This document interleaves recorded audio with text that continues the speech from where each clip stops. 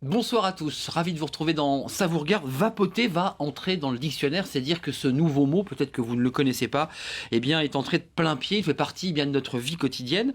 On les appelle les vapoteurs, vous les découvrez derrière moi, vous les avez forcément croisés, ils marchent dans la rue avec ce petit tube en tirant dessus, c'est une cigarette électronique, phénomène de société. On va essayer de vous en parler ce soir concrètement. Une cigarette électronique qui dégage de la fumée, comme les vraies cigarettes, on me dit déjà non, en tout cas qui dégage un halo qui ressemble à de la fumée, mais les vraies, elles contiennent des milliers de produits chimiques toxiques. On va parler du tabac évidemment. Vous êtes d'ailleurs peut-être ce soir en train de nous regarder, en train de vapoter sur votre canapé en essayant de vous demander si oui ou non ce que vous faites est dangereux, bien ou mal. C'est une vraie guerre que se livrent les marchands de tabac et ceux qui vendent des cigarettes électroniques. Ces magasins, vous l'avez vu, ont poussé comme des champignons dans les villes. Leur chiffre d'affaires a explosé avec toujours cette même question. Est-ce que vapoter, c'est dangereux pour la santé? On va essayer de répondre à cette question avec vous. Je rappelle que le tabac tue 70 000 personnes par an, c'est un chiffre colossal, alors que la cigarette électronique peut devenir un substitut au tabac, pas sûr. En tout cas, le marché est florissant et l'Europe, on va en parler de l'Europe, elle a autorisé, c'est une décision importante, la vente libre. Certains souhaitaient que ces cigarettes électroniques soient vendues en pharmacie et considérées comme des médicaments, et les députés européens, en ont décidé autrement. Cigarettes électroniques contre tabac, la guerre est déclarée, c'est le titre de l'émission et on en parle ce soir. lcp.fr, c'est l'adresse de la chaîne parlementaire, vous la connaissez, vous pouvez vous inscrire pour devenir des sentinelles citoyennes. Le JDD.fr qui est notre partenaire, vous le connaissez, puis hashtag CVR pour les tweetos car l'émission est interactive. Merci en tout cas à tous ceux qui tweetent, on regarde vos tweets avec beaucoup d'intérêt. 4 invités sont avec moi, d'abord Olivier Véran, bonsoir. Bonsoir. Député socialiste de l'Isère, alors vous êtes médecin neurologue, c'est important, on parlera évidemment du cerveau et de l'addiction et vous vous intéressez à cette question, forcément dans votre métier mais aussi en tant que député. Et comme citoyen, je me suis laissé dire que vous ne vapotiez pas, parce que je ne sais pas si on le mettra comme verbe dans le dictionnaire, mais j'utilise déjà le mot vapoter comme un verbe. Face à vous, Nora Berra, bonsoir. Bonsoir. Vous êtes députée européenne UMP, ancienne secrétaire d'État à la santé, médecin généraliste de fonction, de formation. Vous faisiez partie de ces députés qui souhaitaient que cette cigarette électronique rentre dans la catégorie des médicaments. On en parlera avec vous. Soit réglementé par la loi du médicament. Avec une autorisation de mise sur le marché. On reviendra sur ce point, ouais. Il est important. Merci en tout cas d'avoir répondu à notre invitation. Avec nous un médecin, là encore, on va faire beaucoup de médical ce soir. Jacques Granger, bonsoir. Vous êtes médecin pneumologue au CHU de Périgueux et vous faites partie, vous êtes le seul en France. Centre hospitalier. Vous avez décidé de faire un rapport tout seul en vous disant mais je croise des patients qui fument, je vois des gens qui vapotent, mais qu'est-ce que contient ce produit? On va en savoir plus avec vous. J'ai lu que c'est votre étude, pas suffisante, dites-vous d'ailleurs, pour faire une vraie étude scientifique. On n'a pas assez de recul, mais 12%, ça diminue le tabagisme chez 72% des fumeurs, cette cigarette électronique. On reviendra évidemment sur les chiffres. Et puis avec nous, Cyril Gégère, bonsoir. Bonsoir. Vous êtes buraliste à Paris dans le 8e arrondissement. Pour ceux qui fréquentent Paris, les bureaux de tabac, ils s'appellent la civette Élysée-Washington. Et vous représentez ce soir la délégation des buralistes de Paris-Nord. Et ce qui est important, et on en parlera avec vous, c'est que vous avez décidé, vous, de vendre ces cigarettes électroniques. C'est important. Elles ne sont pas vendues que dans les petites échoppes qui s'ouvrent, mais elles sont aussi vendues, on ne le sait peut-être pas, chez les buralistes. D'abord, regardons ce reportage. Vous n'allez pas être dépaysé, Nora Berra, parce que c'était les vapoteurs qui se sont réunis en véritable communauté et elles ont manifesté il y a quelques jours, au moment du vote, de la prise de décision, de savoir si oui ou non il serait un médicament ou pas. Regardez, ils étaient devant le Parlement européen, mobilisés, vapotants. Vous allez voir, ça fait un beau nuage de fumée. Ils se sont battus et ils ont gagné leur bras de fer. Regardez ce reportage de Johan Rolla. Cette cause est juste. 7 octobre dernier, sur le parvis du Parlement européen à Strasbourg, un drôle de nuage de protestation. Vers le ciel pour leur montrer qui on est. Cigarette électronique au point, une assemblée de ceux que l'on appelle désormais les vapoteurs venus expirer leur colère. Dans leur collimateur, un projet au cœur de la directive européenne sur les produits du tabac vécu comme une menace, transformer le plaisir de ces anciens fumeurs en médicament. Ce qu'il faut aujourd'hui, c'est que la cigarette électronique puisse faire concurrence au tabac. Si demain on la renvoie en pharmacie, cette concurrence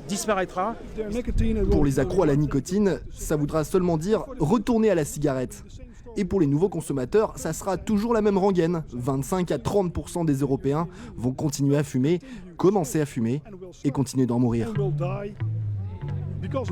300 manifestants majoritairement français, venus avec une pétition de plus de 50 000 signataires. Si la cigarette électronique dérange, selon eux, c'est justement parce que son succès menace deux lobbies très influents au Parlement européen, tabac et industrie pharmaceutique. Que le chiffre d'affaires de la cigarette électronique en France a dépassé le chiffre d'affaires des substituts nicotiniques. On a l'industrie du tabac qui a perdu 8% de ses clients et ils sont tous en train de se dire « merde, il faut récupérer le marché ». David contre Goliath. Selon la presse anglo-saxonne, les plus gros acteurs du tabac, Philip Morris en tête, auraient dépensé près de 100 millions d'euros pour influencer les parlementaires européens sur cette directive.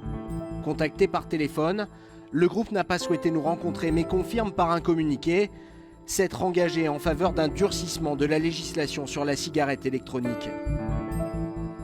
Au vu des développements technologiques et de leur potentiel en termes de santé publique, il est impératif que les autorités établissent un cadre réglementaire rigoureux qui régisse l'ensemble de ces nouveaux produits, et ce, y compris pour les cigarettes électroniques. Du coup, derrière les vapoteurs, d'autres industriels venus défendre une filière en plein essor. Plus de 200 millions de chiffres d'affaires et 3000 emplois créés rien qu'en France par la cigarette électronique. Bon nombre de politiques et d'institutionnels pensaient que la cigarette électronique et notamment le liquide appartenaient au monde du tabac. Comme si le tabac distribuait aujourd'hui tous les liquides de France. C'est faux. Voilà, plus d'un liquide sur deux sont français, développés par des entreprises françaises. Santé publique et emploi, à quelques heures du vote, la campagne des vapoteurs semble avoir fait mouche.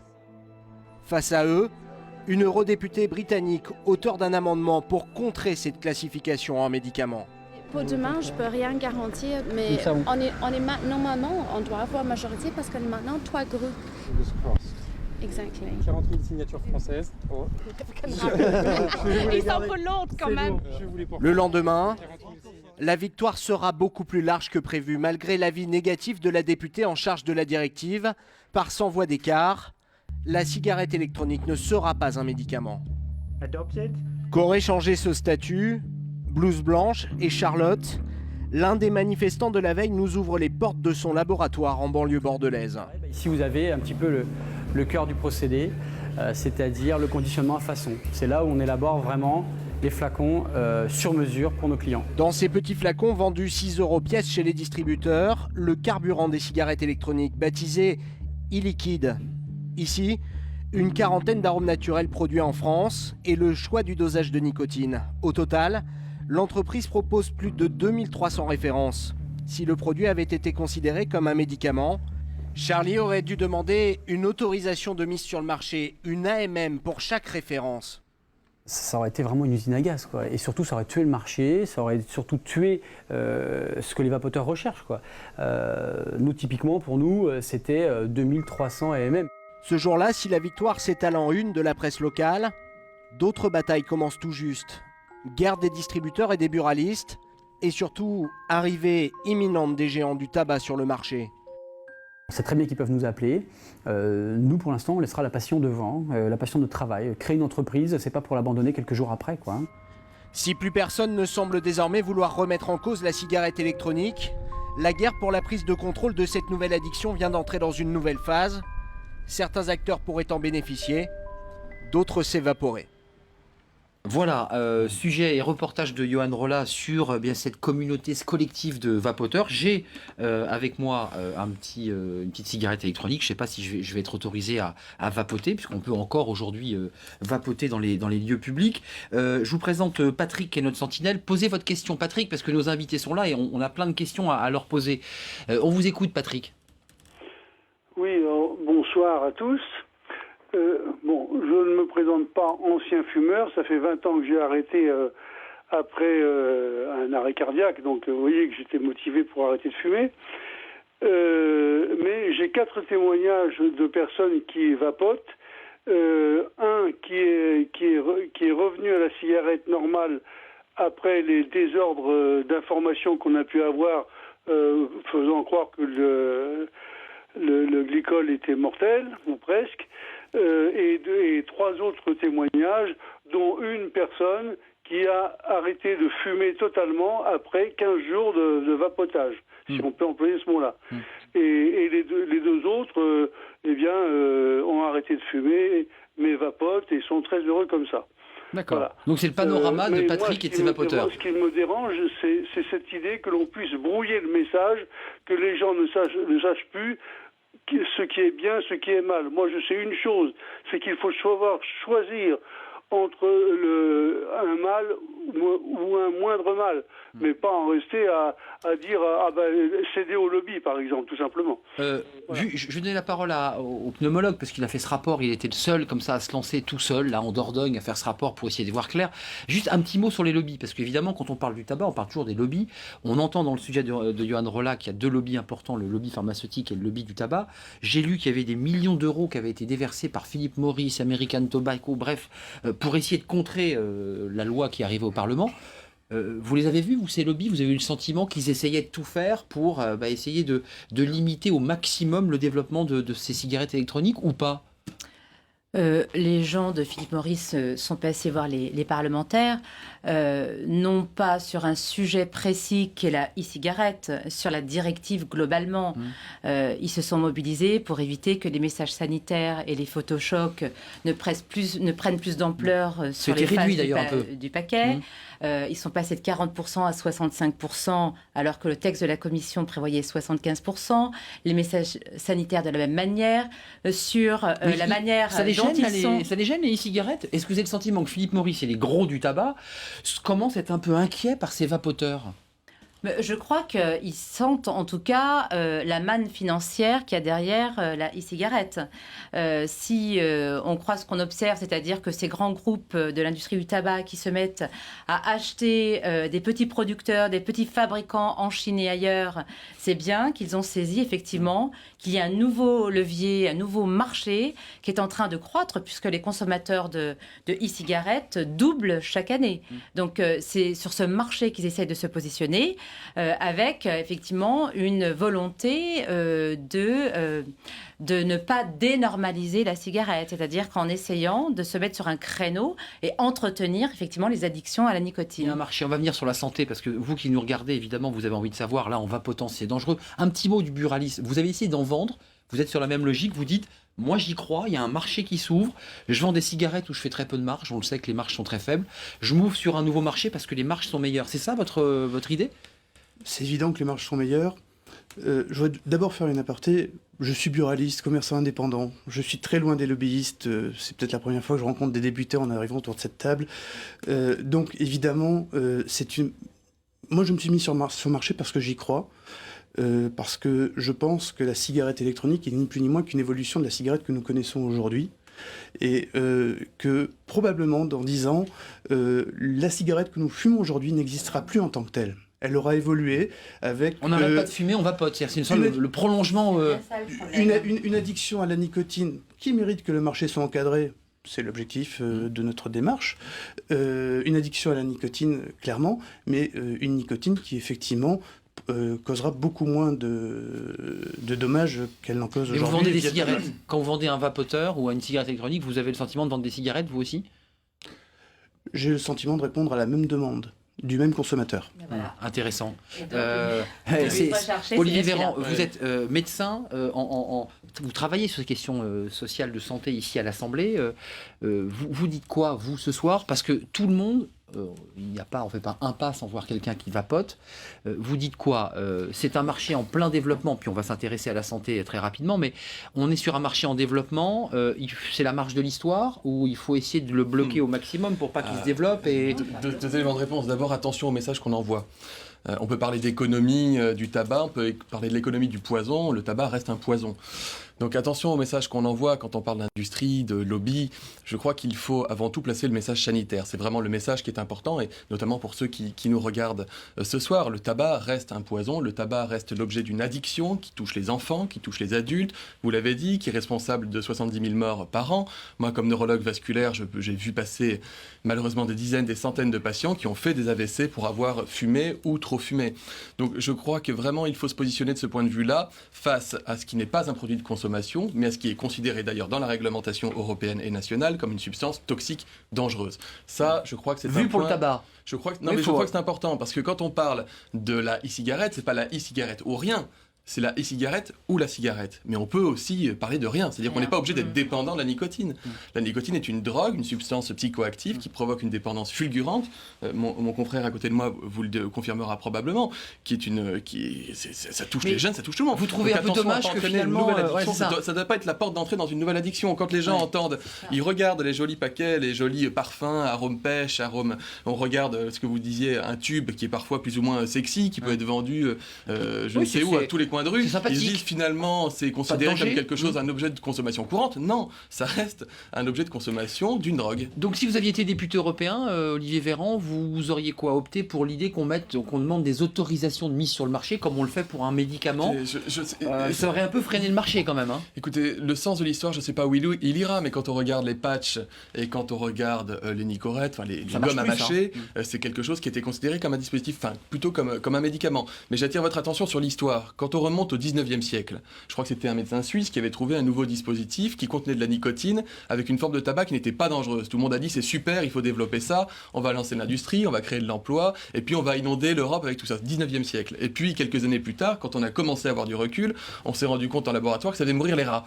Donc on a dit finalement c'était peut-être pas quelque chose d'aussi inoffensif. Non, donc attention au message. Le message des lobbies il est aussi là, c'est qu'il y aurait une façon de consommer de la nicotine, il y aurait une façon de remplir ce vide, ce besoin qu'ont les fumeurs quand ils consomment de la nicotine, qui ne serait pas dangereuse. Moi, je crois qu'aujourd'hui, cette méthode n'existe pas. Donc, parlons des modalités de substitution. L'e-cigarette peut être une modalité de substitution. Encore que... Jacques Granger va nous l'expliquer.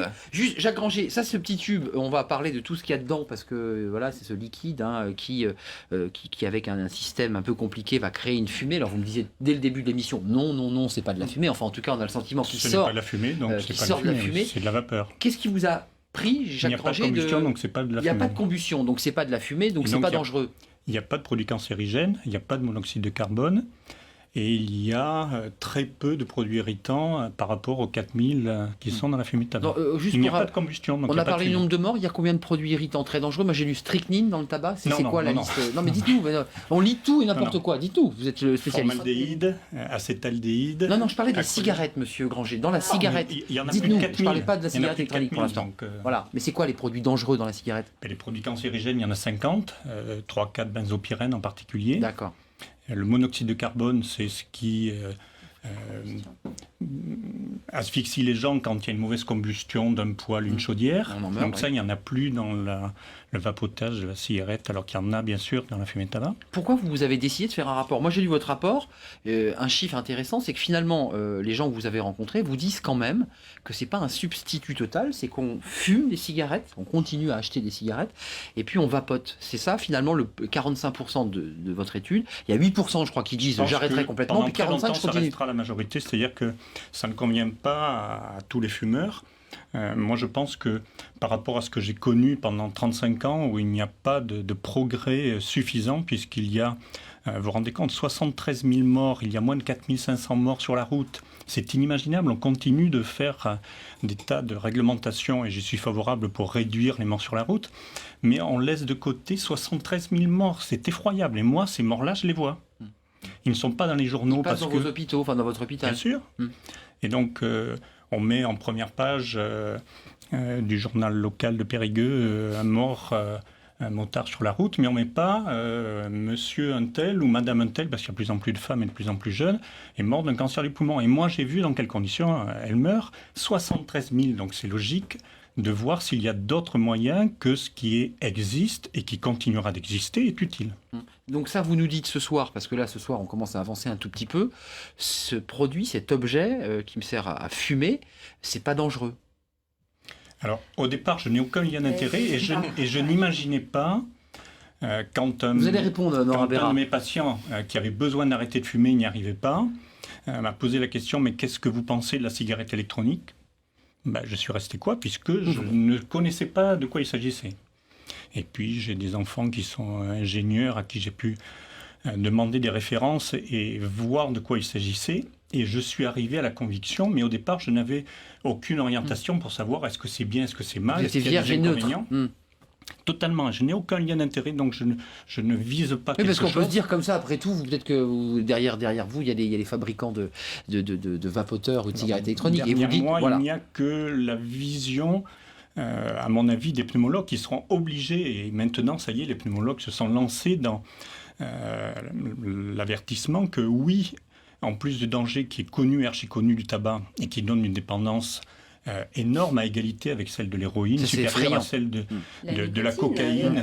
La nicotine. Alors, dans la fumée de cigarette, il n'y a pas en dépendance en produits addictifs que la nicotine. Il y a beaucoup d'autres produits. Bien sûr, mais la nicotine qui est le plus... Vous avez réagi tout à l'heure quand j'ai présenté ce vapeau, j'ai dit c'est dangereux ou pas?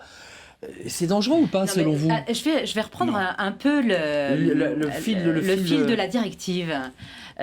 Le temps est venu de réviser la directive tabac au niveau européen, avec un objectif affiché. Lequel était-il? C'était d'essayer de rendre le tabac moins attractif pour les jeunes. La cible, ce sont les jeunes.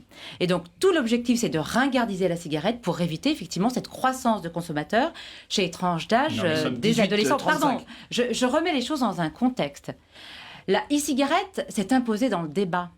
Personne n'était préparé pour justement pour positionner la e-cigarette. Ça a pris tout le monde de court. Parce que pour moi, ça existait depuis des années. Et moi, je connaissais, alors que je ne suis que petit pneumologue et allergologue local. Donc, c'est invraisemblable que pour la chose principale, dit l'OMS, et le ministère de la Santé en France dit la même chose, c'est la cause principale de décès évitables dans le monde. La cause principale de décès évitables dans le monde. Moi, j'ai réussi à faire une étude alors que je ne suis rien et aucune étude officielle n'a été faite. C'est bien ça le problème.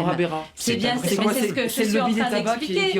C'est-à-dire que tous les pouvoirs publics et le législateur de surcroît essaient de faire avancer la question de la protection des consommateurs, et c'est un véritable enjeu de santé publique, on est tous d'accord pour faire ce constat-là. Comment on s'y prend?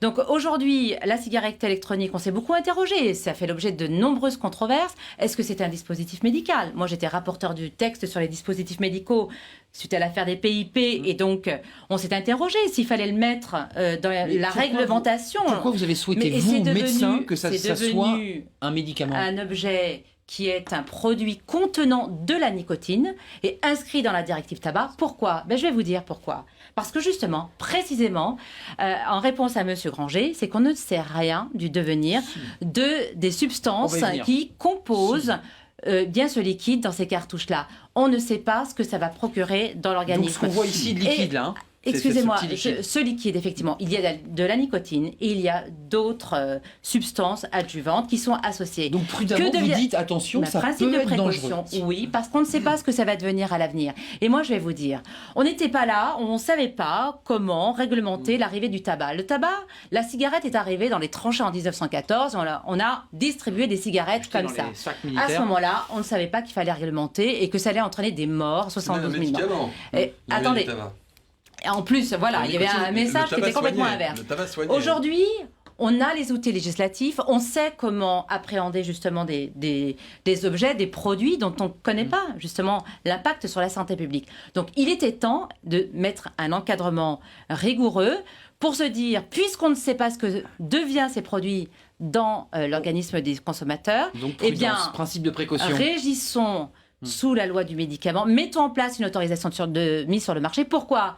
Parce qu'un produit qui a une AMM, bénéficie le marché de ceux qui fabriquent le liquide. Non. Bénéficie d'une surveillance des effets indésirables et on peut effectivement retirer du marché dès lors que l'impact sur la santé s'avère délétère. Voilà. Moi, j'entends Jacques Granger qui nous dit « Le tabac tue énormément, ça, c'est moins dangereux que le tabac. » Je l'ai entendu. Vous dites « Attention, principe de précaution ». Qu'est-ce que vous dites, Olivier Véran, là, ceux qui regardent on fait attention, on le considère comme un médicament, c'est-à-dire qu'on prend toutes les précautions pour savoir ce qu'il y a dedans, où on se dit, après tout, c'est quand même 10 fois moins dangereux que la cigarette. Plusieurs éléments de réponse. Je crois que l'un des éléments qui a été annoncé par la ministre des Affaires sociales, Marisol Touraine, était une évidence, c'est interdire la vente aux mineurs. Ce sera le cas dans très peu de temps. Mais ce sera jamais le cas. Vous savez bien que les buralistes ne vérifient pas. Attendez, déjà les buralistes Ils aujourd'hui, ne vérifient pas l'âge demande aux buralistes, ils vous diront que déjà ils appliquent cette circulaire avant même qu'elle soit active. Jacques Granger, j'ai la parole. Allez, termine. Avant même qu'elle soit active, cette circulaire est déjà appliquée en pratique par les buralistes qui préfèrent ne pas vendre les cigarettes électroniques aux mineurs. Et je pense qu'ils ont raison. Non mais attendez, Jacques Granger, laissez terminer Olivier Véran. Attendez, on a du temps. Deuxième élément de réponse, c'est interdire la publicité autour de ces dispositifs. Moi, quand je marche dans la rue, je vois une boutique, encore une fois, avec une grande pancarte, avec des fleurs, avec des parfums, avec des arômes, des vitrines, c'est vachement bien fichu. Il y a du marketing autour de ça. On voit que c'est un objet de consommation courante. Bon, déjà, c'est commencer par supprimer ça. Redire aux gens, attention, la cigarette électronique, ça reste de la nicotine en consommation quotidienne, pluriquotidienne, ça reste un poison, ça reste dangereux. Le docteur donc que on vous enlève le êtes, marketing. c'est dangereux. Uniquement de la nicotine sans combustion, ça reste dangereux. Mais toute dépendance. Terminé, le médecin répond et l'autre médecin va répondre. Toute dépendance est par définition quelque chose qu'il vaut mieux éviter. Et quand c'est une dépendance à une substance psychoactive avec une dépendance aussi forte sur le plan physique que celle que procure la nicotine, c'est évidemment évité. Juste donc il faut travailler à ça. Et Jacques Granger, pas pour les mineurs, pas de publicité. C'est d'ailleurs ce qui a indiqué le rapport qui a été commandé par Marisol Touraine. Pas de publicité et pas de donner pas envie finalement aux jeunes de fumer. Un petit mot, Cyril Gégère, puisque Jacques Granger, on est rentré dans le dur, c'est-à-dire qu'est-ce que contient ce satané produit liquide que les gens comme ça aspirent dans la rue. Laura Béran, regarde, parce que je vais lui répondre et je ne peux pas la laisser dire que nous ne regardons pas l'âge de nos clients. Bien sûr. Je pourrais raconter une anecdote là-dessus. Qu'il y ait des possibilités que nous nous trompions, que l'État ne nous ait jamais accompagnés depuis cette interdiction, avec notamment la création d'affiches, avec les moyens de lutter, que la société fasse qu'aujourd'hui, déterminer si une personne à 14, 16, 18, 20 ou 22 ans reste quand même quelque chose de subjectif, je vous le concède. Bon. Maintenant, je considère... Vous ne demandez pas la carte d'identité aux gens. Je la demande fréquemment quand j'ai un doute. Bon, subjectif. Job, c'est parfait. Mais ça me semble important parce que je ne voudrais pas qu'on remette systématiquement de façon facile en disant il y a des erreurs de fait, qu'on généralise une chose. Je n'accuse pas tous mes élus d'être corrompus parce qu'un jour il y en a un qui est condamné. Donc je vous demande de respecter un minimum le fait. Oui, mais je pense que vous faites bien votre boulot. Cyril Gégère, respecter le fait que je le fais. Je vais donner la parole à Jacques Granger. Je vous ai vu sourire quand je parlais du lobby du tabac. Vous représentez toutes les marques puisque vous vendez toutes les cigarettes et les cigares inimaginable. Et il est puissant ce lobby du tabac, vous qui vendez leurs cigarettes. Est-ce qu'ils sont capables comme ça d'essayer d'empêcher le développement de cette cigarette électronique? Parce que c'est aussi ça la question. Je pense que à un moment donné, quel que soit le lobby, il y a une réalité populaire. Ce produit, c'est M. Granger qui le disait, ce produit vient du peuple, il a été bidouillé dans des garages, dans un garage. Vous pouvez être tous les lobbies du monde, pharmaceutique, tabac, peu importe. C'est un produit qui a été accaparé par le consommateur. Après, charge au législateur de le réglementer et de faire en sorte, effectivement, qu'il ne soit pas une porte d'entrée vers le tabac, parce que nous sommes d'accord, il faut lutter sur cette porte d'entrée-là. Il y a un flou juridique, juste pour préciser, que c'est que le Conseil d'État n'a pas encore rendu sa décision. Au moment où on fait l'émission, en tout cas, il n'a pas tranché. Il y a un débat sur l'utilisation de cet objet dans les lieux publics, donc je ne vais pas l'utiliser dans ce studio, et de savoir concrètement comment on l'encadre. Juste Jacques Granger, rentrons, parce que vous n'êtes pas d'accord avec Nora Béra. Moi, je suis resté sur la nicotine. Ce produit, ce liquide, contient de la nicotine. On est d'accord? Est-ce que vous êtes d'accord avec moi? Oui. Est-ce que ce produit, si j'appuie sur le petit... On peut rester si j'appuie sur le bouton bleu... sans nicotine. Donc ça dépend de ce qu'on choisit de mettre dans le si j'appuie sur ce petit bouton bleu et que je crée cette espèce de fumée artificielle, la vapeur en aspirant, est-ce que je prends des risques? Est-ce que les produits contenus dans ce liquide sont dangereux? Pour moi, après avoir étudié de quoi il s'agissait, ma réponse est non. Mais la nicotine, contrairement à ce que les gens pensent, n'est pas le produit qui donne les morts liées au tabagisme. Donc la nicotine peut être consommée depuis le moment de la conception de la grossesse et sur des tas et des tas d'années. Contrairement à ce que les gens croient, ce n'est pas elle qui tue. D'accord. Et l'addiction... C'est un poison fort, mais il y a une dose létale à 50% qui existe pour tout, et on connaît que 8 litres d'eau peuvent tuer, et donc la nicotine est un poison à très forte dose. Donc pas dans ce cas-là. À dose régulière, ce n'est pas un poison. Les jeunes rentrent dans le tabagisme de plus en plus jeunes. La première cigarette commençait autrefois à l'âge du service militaire uniquement pour les garçons. Maintenant, elle commence à 12 ans et même quelquefois plus tôt. Et donc je vais, depuis, vous voyez mon âge, depuis plus de 35 ans, vous êtes un gros fumeur, je ne l'ai pas dit, mais vous avez fumé des paquets autrefois, de cigarettes. Énormément, pendant toutes mes études. Mais dans les collèges, dans les lycées, les gamins, de toute façon, ils connaissent le tabac. Ils rentrent tous, depuis 50 ans dans le tabac. Et donc vous dites, la vaut mieux vision ça maintenant du danger du tabac est connue, archi connue, mais ne change pas le fait qu'à l'adolescence, si l'on est dans un groupe de copains où on commence à fumer... Je peux vous poser une question, Jacques Granger. Ce que vous dites, c'est que le tabac, c'est tellement dangereux qu'il vaut mieux ça, même s'il peut y avoir que des cigarettes qui tuent et qui sont dangereuses. C'est ça ce que vous nous dites? C'est une évidence, c'est une certitude.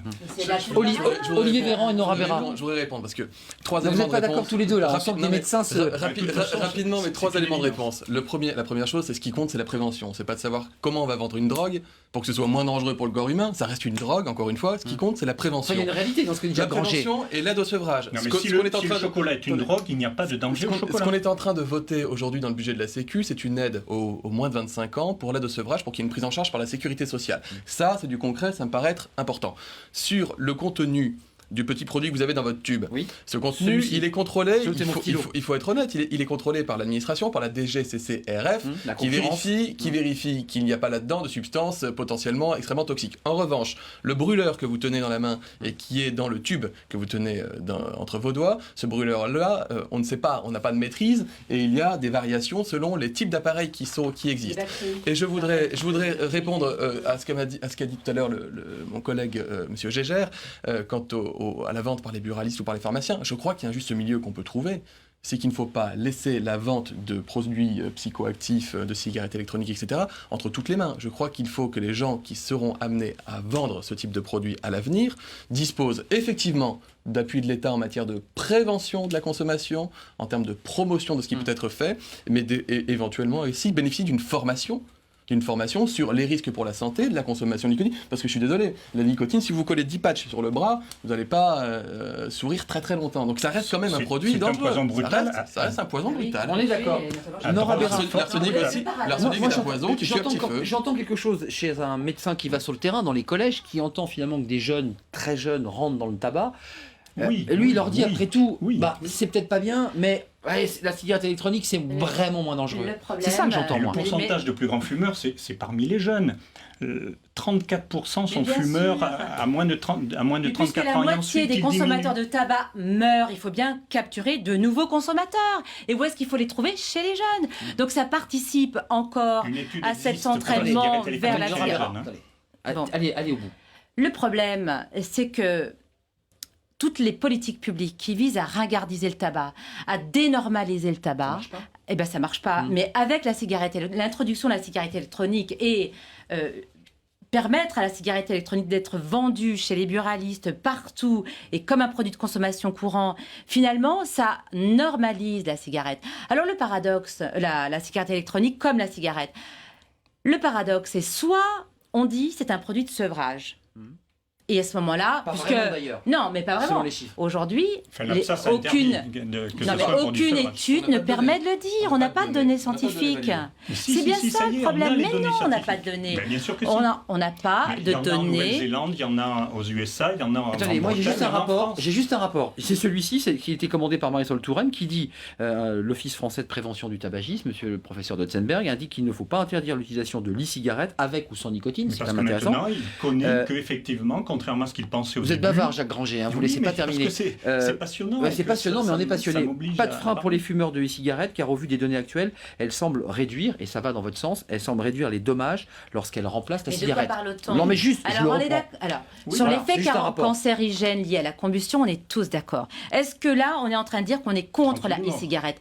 Non, c'est pas le problème. Aujourd'hui, est-ce que c'est un produit de consommation comme un autre, et donc chez les buralistes, partout, ou est-ce que ça doit être encadré un peu plus rigoureusement pour surveiller les produits, pour savoir ce qu'ils procurent comme effet sur la santé, et qu'il y ait des normes, qu'il y ait des études scientifiques et qu'on ait le recul suffisant. Je vais juste poser une question, parce qu'il y a notre sentinelle qui veut parler. Alors, on me dit que la nicotine vendue dans le tabac, c'est aussi grave que l'héroïne, globalement en dépendance, et c'est quand même pourtant vendu par un commerçant qui n'encadre pas le produit. J'arrive pas à comprendre. La référence, est-ce que la référence c'est la cigarette ou la référence c'est rien? Non, mais on me dit que la cigarette c'est plus dangereux, voire aussi grave que l'héroïne.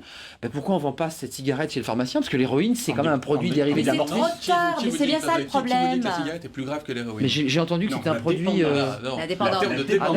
Mais c'est bien pour ça que tout à l'heure je disais. C'est la seule loi qui ne modifie pas le fonctionnement du cerveau. C'est bien pour ça tout à l'heure que je disais. Aujourd'hui, on sait. Donc il faut prendre les mesures qu'il faut et légiférer dans le bon sens pour que peut-être dans 10 ans, dans 20 ans, quand on aura le recul, on pourra desserrer un petit peu la réglementation. Aujourd'hui, on sait. Donc il faut mieux encadrer avec plus de rigueur, effectivement, la mise sur le marché de ces produits. La pharmacie, c'est le bon lieu pour vous, pour être très concret? Il y a des pharmacies partout, à tous les coins de rue. Est-ce que c'est le bon lieu pour vendre Est-ce que c'est le bon lieu pour vendre, par exemple, des biberons, des laits maternisés dans les pharmacies? On vend de tout. Cyril Gégère, vous êtes mis sur le marché. Mais le fait que ce soit vendu en pharmacie fait que ces produits sont surveillés par l'agence du médicament. C'est l'ARCEP qui a interdit de la vente en pharmacie parce qu'elle disait que ce n'était pas sur la liste des produits autorisés, ce qui est totalement hypocrite. C'est pour ça qu'il faut que la loi soit cohérente. C'est bien pour ça que la loi doit être cohérente. C'est un débat. Olivier Véran, c'est un débat passionné. C'est un débat passionné. Tant que c'est un produit du tabac. Non, mais ça dépend. Écoutez, nous on va vous laisser entre médecins. On va aller faire un tour avec Cyril Gégère tranquillement. On va vapoter tranquillement dehors. Cyril Gégère, ça vous a pas plu, mais il y a quand même ce débat qui va probablement être tranché sur la façon dont on utilise ce produit, les lieux où on est autorisé à vapoter. Ça va être un vrai sujet parce que si on l'interdit dans les lieux publics, là aussi on peut imaginer que ça va être plus compliqué. C'était aussi l'objet pour le tabac, de limiter les lieux, donc de limiter la consommation. Vous dites quoi? Pharmacie possible, mais on nous laisse les vendre, ou on bascule tout sur la pharmacie? Et auquel cas vous perdez un petit marché qui est plutôt rentable. Aujourd'hui, la vraie question, c'est est-ce que les pharmaciens ont réussi à lutter contre le tabagisme? Est-ce que l'acte d'entrer dans une pharmacie n'est déjà pas un traumatisme pour une personne qui cherche à améliorer sa condition de fumeur? Les Nicorette, ça marche plus, ça se vend plus. Est-ce que aujourd'hui, si on arrive à améliorer la problématique santé liée à la cigarette, on a besoin d'aller en pharmacie. Vous parliez d'un produit réglementé, d'un produit dont la vente est réservée aux majeurs, dont la publicité est excessivement encadrée. Excusez-moi de le dire, il y a une profession réglementée, ce sont des commerçants réglementés, ça s'appelle des buralistes. Donc pas besoin d'aller chez le pharmacien. Non, mais il n'y aura pas de surveillance justement des effets indésirables et de l'impact sur la santé. Olivier Véran, c'est pas sévère finalement parce que tout doucement on assimile ce produit à la cigarette. Voilà. C'est bien le but recherché par les industriels. Ça s'appelle une cigarette, si je peux me permettre. Voilà, c'est la question que je voulais poser. Le docteur Granger disait... Il a des petits distributeurs pour l'instant. Il y aura à coup sûr. Non, mais pour l'instant, le succès s'est fait avec des petits distributeurs. Ça reste très petit. Je pense qu'il ne faut pas non plus négliger l'effet mode. Parce que vous parliez tout à l'heure. Vous pensez que ça va chuter? Écoutez, je ne sais pas si ça va chuter, je ne suis pas devin. Mais ce que je sais, c'est qu'il y a 15 ans, on parlait des gommes à mâcher, ensuite on a parlé des patchs qui se vendaient beaucoup. Imaginez qu'on ait... Et là je vous dis attention, mais c'est au niveau de l'emploi que je dis attention, parce que imaginez qu'il y ait poussé comme des champignons à l'époque des distributeurs de Nicorette ou des distributeurs de patchs. Aujourd'hui, ce serait quand même un petit peu compliqué pour la reconversion professionnelle. Donc faisons attention. Moi je crois qu'il y a un juste milieu entre la grande surface et la pharmacie. Je crois qu'aujourd'hui, les pharmacies n'ont pas le droit légalement de vendre ce dispositif. Je ne suis pas gêné à l'idée que les buralistes puissent vendre des cigarettes. La question, est-ce qu'il faut qu'il y ait un monopole? Est-ce que ça montre bien ce qu'on veut dire? Est-ce qu'on est dans une optique de remplacer la cigarette par l'e-cigarette en termes de sevrage, d'aide au sevrage, d'accompagnement, ou est-ce qu'on est en train de remplacer une pratique addictive par une autre? Si c'est une pratique addictive par une autre, c'est dans un bureau de tabac. Si on a une optique de sevrage progressif, mais pas forcément la pharmacie. Ou un autre espace. Des distributeurs agréés, dont les bureaux de tabac pourraient faire partie, avec de l'aide à la promotion, à la campagne de prévention des risques d'addiction, le suivi des jeunes, et puis effectivement, je suis d'accord avec Nora Berra, des études de suivi scientifique, avec des études un peu plus importantes, et surtout sur du long cours, en montage dans 10 ans, dans 15 ans, dans 20 ans. Mais je ne parle pas de l'étude... Il est sérieux, Jacques Granger, quand même, il a fait ça sérieusement. Je parle des études de Nouvelle-Zélande. J'ai une interview à vous faire entendre. Allez-y, Nora Berra. Sur le sevrage, par exemple... sur la e-cigarette et de la vendre de façon comme un produit de consommation plutôt que de substitution d'ailleurs. Quelque part, on n'en finit pas avec les comportements justement. avec les patchs, avec les gommes, on a une façon d'absorber le produit qui est différenciée par rapport à la cigarette. Pas comme ici, on entretient la gestuelle, on entretient les comportements, et c'est là l'effet pervers, parce que demain, par exemple, chez un buraliste, mais je ne veux pas stigmatiser les buralistes, mais c'est un fait, on va vendre des paquets de cigarettes, et juste à côté, on s'arrête plus des facilement, e-cigarettes puisqu'on ne perd pas son geste. Cigarettes, et c'est bien l'assimilation entre les deux, et on est bien quelque part en train de préparer le marché de la cigarette, si on prend la cigarette de deuxième génération. C'est peut-être. Ce sera cool dans tous les cafés pour les jeunes de 18 ans. C'est la cigarette de deuxième génération. Jacques Granger, j'ai une interview à vous faire. Avec l'effet gadget. Jacques Granger, un petit mot. Attractif du gadget. Alors, mais 18 ans, c'est un droit. Mais voilà le problème. Ou la cigarette. Le droit de consommer l'alcool, c'est pas pour autant qu'on encourage les jeunes à boire de l'alcool. Vous comprenez? Jacques Granger, c'est bien pour ça que j'adhère complètement.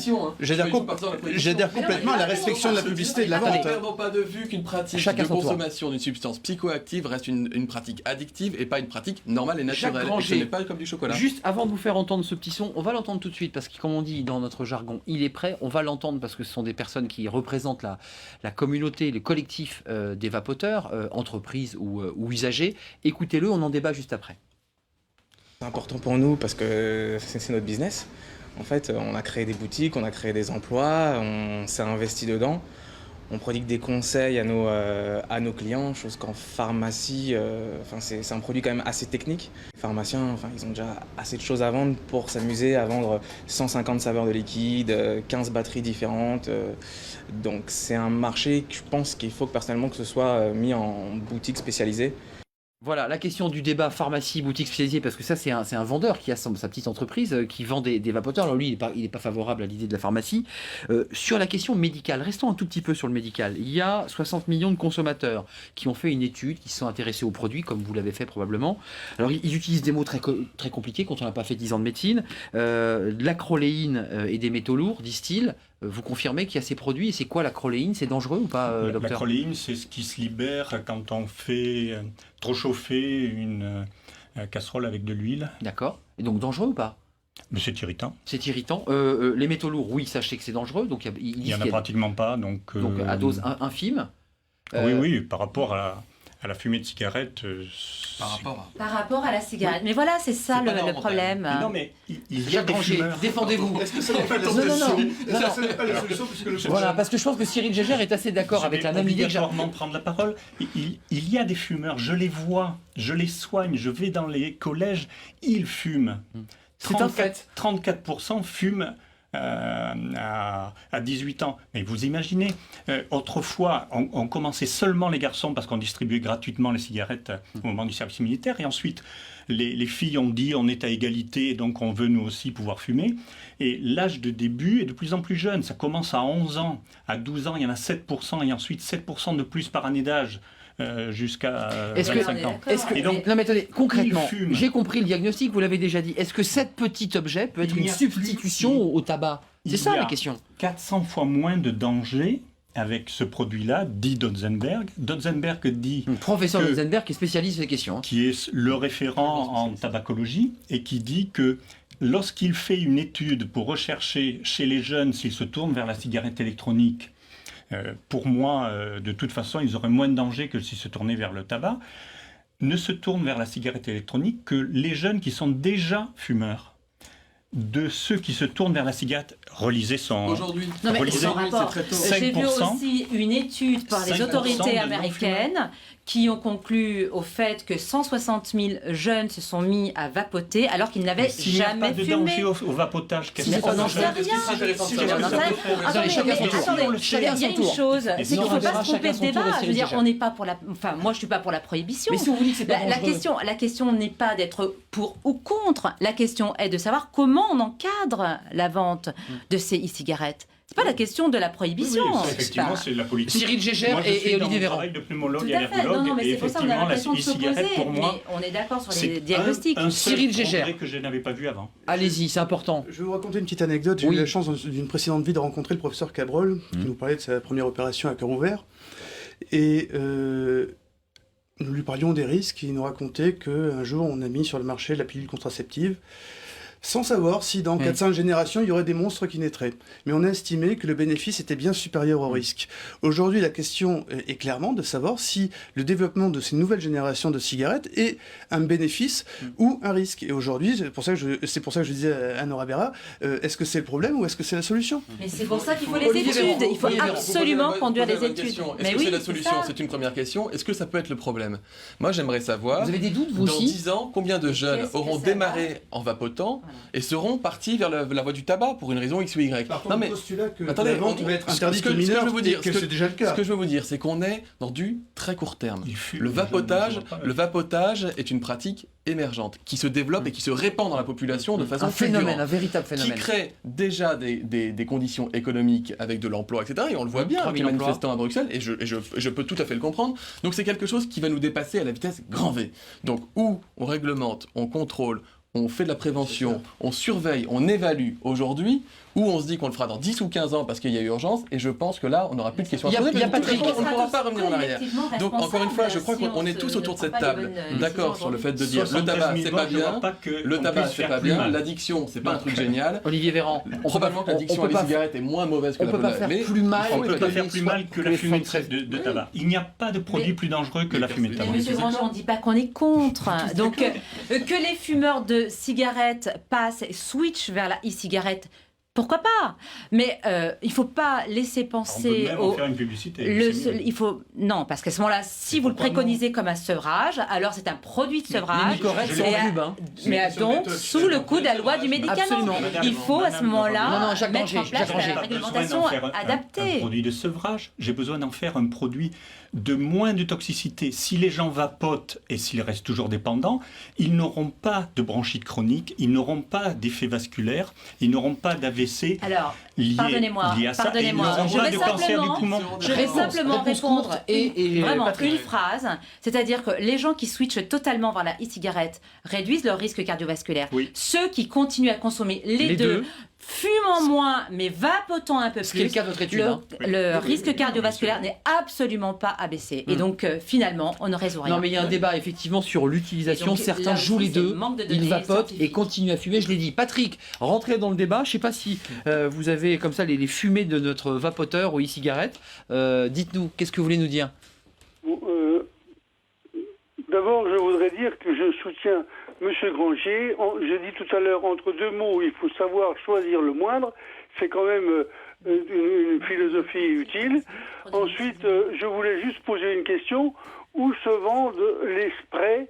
Parce que j'ai vu de la publicité à la télé où les gens qui veulent arrêter de fumer, on leur propose d'utiliser un spray au moment où il y a ce besoin, quoi. Bon, c'est pas idiot non plus, mais ça se vend où, ça? Ah, réponse qui? Pharmacie. Donc c'est QFD. L'autorisation de mise sur le marché. Et ben voilà. Juste une dernière succès commercial. L'Europe en a décidé autrement. Pardon. L'Europe en a décidé autrement, effectivement, pour l'instant. Et grand succès. Mais vous voyez qu'on a plein d'autres choses. Regardez, aujourd'hui c'est la cigarette, ça peut être le spray demain. Ensuite, ce sera peut-être un truc qu'on se met dans le nez. Après, on peut tout imaginer, un bracelet qui contiendra la nicotine. On peut avoir tout un tas de manières de plus en plus tendance, de plus en plus marketées, d'avoir la consommation de ce truc-là. La dépendance, c'est parce que la nicotine passe en 1 seconde et demie. Et donc, les produits pour lesquels la nicotine passe lentement n'apportent de l'alcool par les yeux pour que ça aille plus vite. Donc on peut juste une dernière question, il nous reste quelques minutes. Le débat a été échevelé, passionnant et riche, parce que je ne sais pas si on vous a éclairé en tout cas sur ces questions de dangerosité ou pas. Chacun veut plus d'études. Moi, j'ai lu en préparant l'émission que celui qui avait inventé cet objet, c'est un Chinois. On critique souvent les Chinois, mais c'est un inventeur chinois qui, comme ça, il fumait beaucoup. Il a décidé de créer une sorte de petit objet. Il a réussi à créer ses cigarettes. Et devinez qui a racheté l'entreprise de ce monsieur? Imperial Tobacco. C'était ma dernière question. Vous avez le sentiment ce soir que finalement l'industrie du tabac va trouver un autre débouché économique et que finalement ça va être ça la suite de l'histoire. Vous le sentez ça ou pas?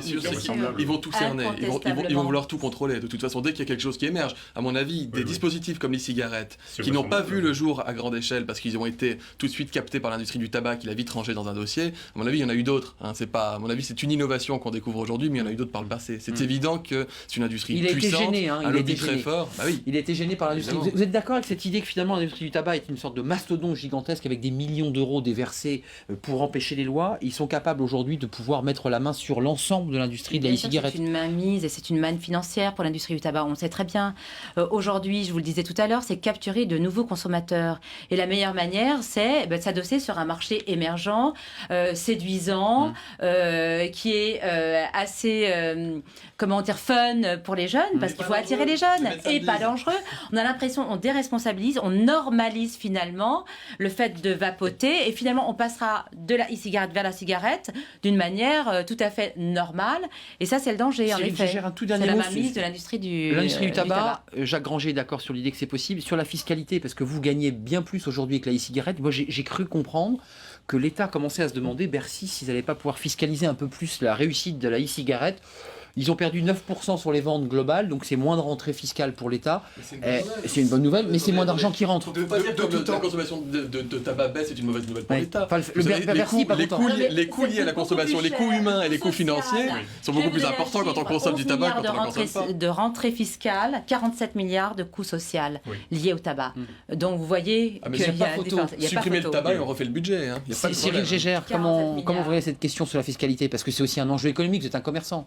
Je la crains, clairement, oui, je suis commerçant et l'objectif pour moi c'est de dire, voilà, c'est un produit qui doit être complètement réglementé et ne pas le laisser entrer, ne pas permettre à des jeunes d'entrer sur le marché de la cigarette avec une e-cigarette. Après, évidemment, je préfère avoir un produit qui ne soit pas surtaxé, ne serait-ce, et nous le voyons d'ores et déjà en Italie d'ailleurs, qui a un pays qui a choisi de taxer la e-cigarette au même niveau que la cigarette. Premières études, retour au tabac. Donc j'invite les politiques qui sont autour de cette table et bien plus loin à être raisonnables. Et j'en reviens toujours cette question, est-ce qu'il faut choisir le moindre mal ou chercher la solution radicale, définitive Ça sera le mot de la fin, Nora Béra, pour conclure. L'avenir, c'est quoi? C'est retour de ce vapo en pharmacie, terminé. Le débat n'est pas terminé. On rentre à la pharmacie ou dans un lieu protégé. Arnaud Ardouin, le débat n'est pas terminé au Parlement européen, puisque nous avons entamé aujourd'hui la phase de trilogue, c'est-à-dire la discussion, la négociation entre le Parlement, entre le Conseil et la Commission. Donc nous verrons. Le trilogue a démarré hier. Il y a une réunion qui a été hier. Et donc en ce moment, je crois que les discussions sont autour du taux. Il y aurait un taux en deçà duquel il pourrait être vendu partout et au-delà duquel il pourrait être vendu en pharmacie. Merci à vous quatre. Je remercie Jacques Granger, Olivier Véran, je vous remercie parce que vous reviendrez nous parler peut-être du PLFSS. J'ai vu que le Conseil d'État allait trancher dans les jours qui viennent justement sur cette cigarette électronique dont on a parlé longuement. Jacques Granger, merci d'être venu de Périgueux nous parler de ce rapport que vous avez fait parce qu'il y a très peu de rapports, voire aucun, sur cette question et les politiques en attendent pour faire la lumière. Merci à Cyril Gégère, buraliste dans le 8e. Merci à Nora Béra d'être venue du Parlement européen. Merci à vous, merci à Patrick de nous suivre. On se retrouve lundi, on parlera de l'immigration, qui est un sujet comme ça dont on parle depuis plusieurs jours et qui agite la classe politique. On en parlera lundi avec vous, avec nos invités et avec nos sentinelles citoyennes. Bon week-end et à lundi.